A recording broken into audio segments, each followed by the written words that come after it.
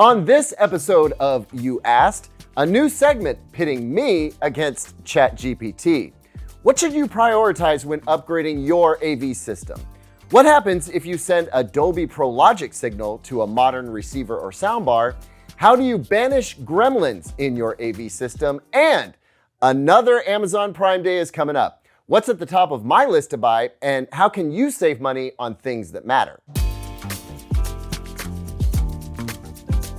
Welcome back, everyone. I'm Caleb Dennison, and this is episode 60 of You Asked, the show where I answer questions you asked in hopes that I can help you and others with similar tech questions.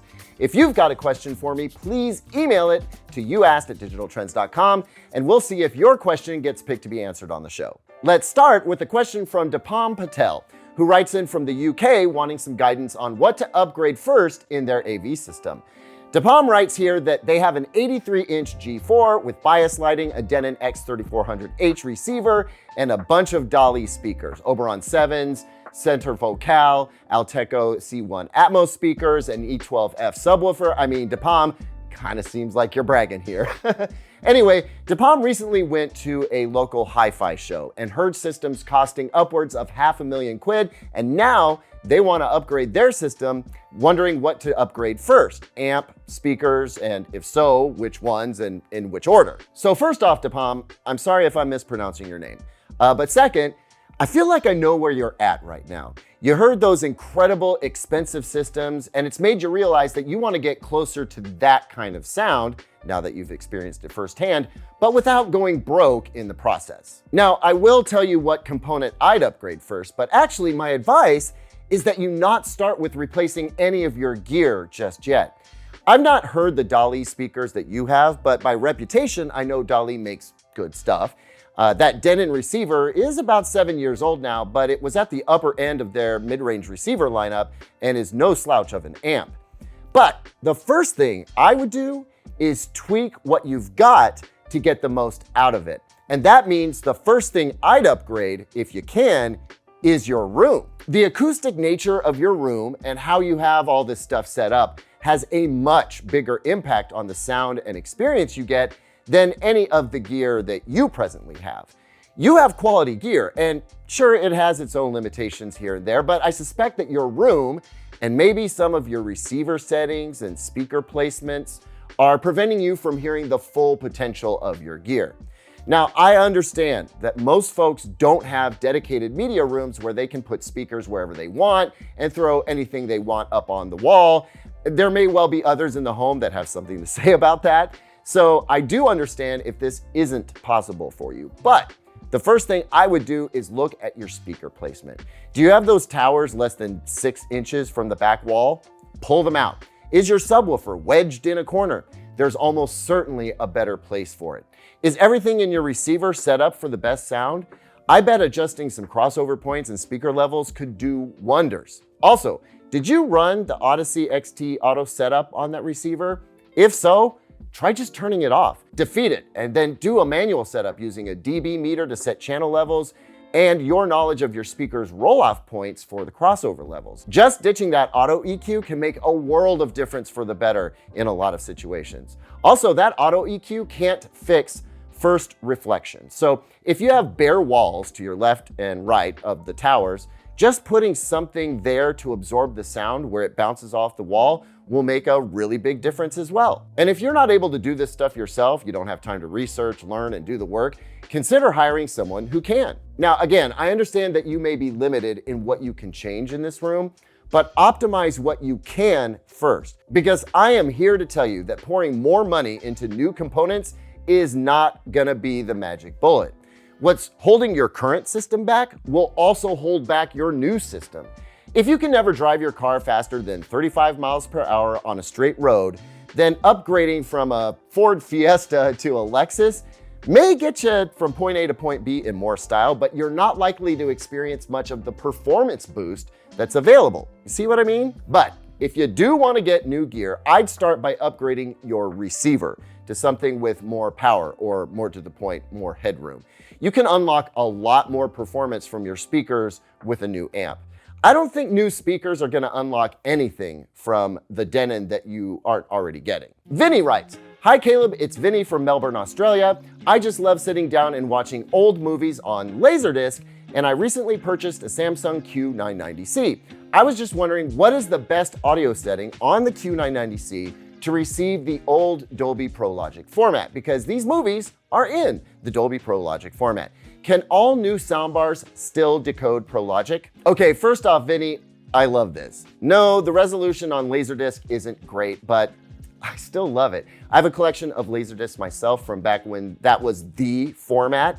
My Laserdisc player is currently eating discs, so I need to fix or replace it. But anyway, let's answer your question. To do that though, I'd like to introduce a new ongoing segment to the You Asked show, which I am, for now, calling Me versus ChatGPT.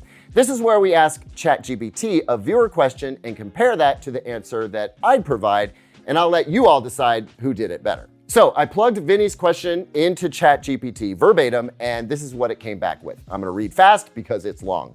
Newer soundbars like the Samsung Q990C are designed to handle more modern audio formats, but they can still process older formats like Dolby Pro Logic through upmixing and audio processing.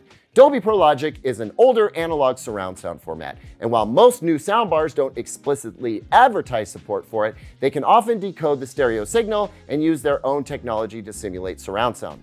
The Q990C doesn't natively decode Dolby Pro Logic, but it will likely treat the Pro Logic signal as stereo and upmix it to its multi-channel speakers. Here are some tips to get the best audio experience when watching Laserdisc movies with Dolby Pro Logic.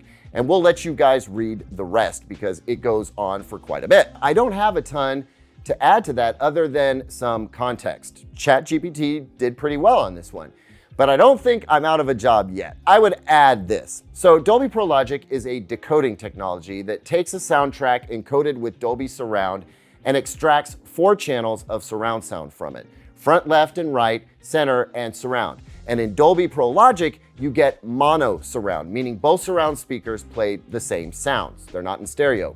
Pro Logic 2 does give you stereo surrounds. Many Laserdiscs are encoded with Dolby AC3, which was the precursor to Dolby Digital. So if you were to run analog left and right stereo audio out of a Laserdisc player into the Q990C, you would get an approximation of Dolby Pro Logic. I would actually recommend that you run an optical cable from the Laserdisc player to the Q990C. Now, the Q990C doesn't have a Pro Logic decoder built in it, but it can still process an audio signal in that format. If you go digital, it's going to deliver something else, similar to Pro Logic, just not the analog source. Like ChatGPT says though, it is likely to upmix whatever you send it to include stereo effects for the surround speakers, and it's going to add sounds to pump into the upfiring Atmos speakers as well. To get the best sound, you want to make sure your Laserdisc player is outputting a digital audio bit stream through the optical output. And then, as ChatGPT said, you can experiment with the various sound modes on the soundbar to see which one you like best. If you want to stick to the original experience or something close to it, then standard is probably the best call. But I can tell you right now, that soundbar wants to fill up all the speakers, and it's probably going to do that no matter which sound mode you pick. Stan writes, I've had the Samsung Q950A surround soundbar for about 2 years now, and something started occurring recently, I guess after a firmware update. But what happens is it randomly turns on a few times through the day. Whether I'm streaming YouTube, Netflix, or anything like that, the soundbar, which is turned off, suddenly turns on, switching the TV audio to the soundbar audio. I have it plugged into an eARC port, if that helps. But yeah, the thing is, it only started doing this quite recently. I've scoured the internet on solutions, but nothing much on it. I'd very much appreciate any help or tips that you may have. Thanks in advance. Stan, my man, I am sorry that you're having this problem. Now, I can only guess here, but if the issue started after a firmware update, there's probably an unintentional consequence of something that was changed to how the soundbar operates. I suspect that the soundbar is turning on because an HDMI CEC trigger signal, CEC is short for Consumer Electronics Control, and it's kind of baked into HDMI. I think that it's telling the TV that it is present and that the TV is like, right, sure, well, we'll send sound there instead of the internal speakers on the TV. It could be tied to Samsung's implementation of Q Symphony sound, but you didn't mention the TV make or model. Anyway, What I suggest is you go into your TV's settings and find the setting for HDMI CEC and turn it off. Now, that means that you won't be able to control some features of the TV with your soundbar remote, or vice versa. But if the issue is related to HDMI CEC messages that shouldn't be sent, then turning off that feature in the TV should put a stop to it. And you'll just have to manually turn on and adjust the volume of the soundbar with your soundbar remote. Should you have to do this? No. But since it's a bug that will need to be reported to Samsung and hopefully fixed in a future update, this is the only way I know to stop the issue until that time arrives, assuming it does get fixed at some point. Finally, folks, we have another Amazon Prime Day coming. Did you know that? I suppose if you're like me and you use the Amazon Prime app, then you've seen this message every time you load it up and you are already aware. But it's kind of like Black Friday in October, I guess, with Black Friday just a month away, but also, I guess, like Black Friday in July, just a few months ago. Anyway, there are savings to be had, and that's the important thing. And I, for one, intend to take advantage. But what might you want to save money on? Well, I think most folks turn their minds to TV savings, and that's why we often talk about, the great TV deals that you can get during these sales. It's not a bad idea. And in fact, my hope is that we will see some discounts on lingering inventory of last year's TV models. So if I were in a market for a TV, I'd be looking at all the top recommended TVs of 2023, and if they are still in stock, they will likely be discounted below their already low prices. Like the LG C3 OLED, the Samsung S90C OLED, the Hisense U8K, the TCL QM8 from 2023, maybe even some Sony models like the X90L might be available at a good price. However, I am personally more interested in saving money on a bunch of small things that I need or want. And you might want to think about this too. I'd look for deals on HDMI cables, HDMI switchers if you need one, LED bias lighting for your TV or your entertainment system. Like the stuff that Govee makes is pretty great. Batteries, guys, anything that you have that still needs those, get them on sale now. Never pass up on a chance to save on batteries. The markup on those things is ridiculous. Oh, other high markup items you might think about are surge protectors, high-grade power strips, and line conditioners. And I have these and love them.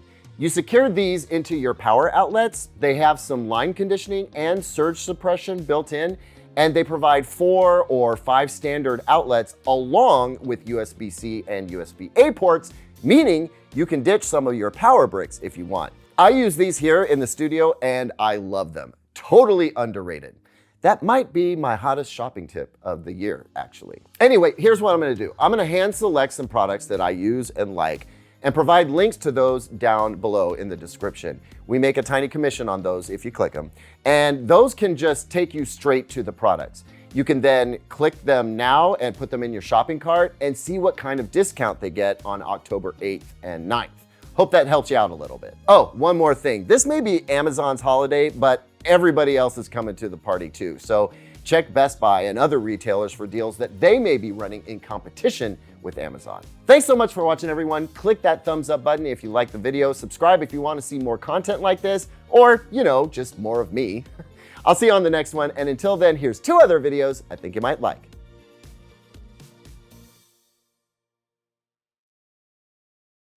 Stupid prompter.